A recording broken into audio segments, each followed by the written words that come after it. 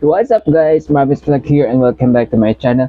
And for today's video guys, mag-unbox tayo ng binili kong insulated mug from Aquaflask. So bali sa TikTok ko pala siya nabili guys. Mas mura sa TikTok compared sa mga malls. Kasi sa SM, nag-inquire ako yung price ng Aquaflask na 400 ml is 650 pesos.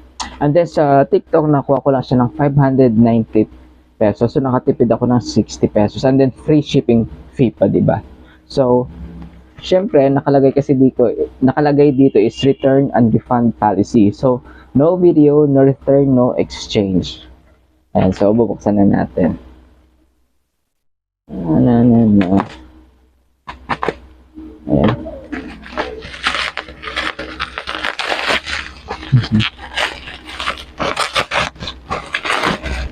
Ayan. Ayun. Yung pinili ko pala guys is color green.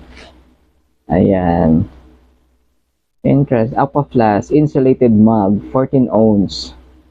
So, pag i-convert natin siya sa ml, 400 ml ata. So, ayan. Moss green ga yung moss green yung kulay niya. Ayan, ganda. Nag-inquire kasi ako sa Lacanlac guys, ang mahal. Pero ang kagandahan lang dun is may free laser sila ng pangalan mo. So, dadaling ko to sa Wednesday kung pwede magbayad ako ng para i-laser yung name ko sa mug. Ay. Ito siya.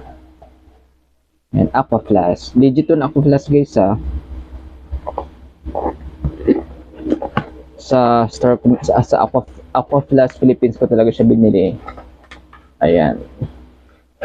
Ganda. Wow. Ang ganda ng pagka-green niya. Medyo mabigat siya. Wow. Ayun no. Ganda. Yan. Kaso nga lang, yun yung 420 ml. Kaso nga lang guys, wala siyang yung rubber sa baba. Ayan. Pero maganda siya. Ayan. Legit guys.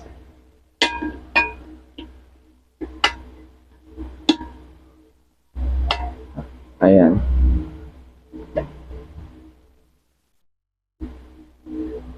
Ayan, ganda. So pwede siya sa hot and cold. Ayan, ang ganda niya. Ganda na pagka-green. Ang ganda.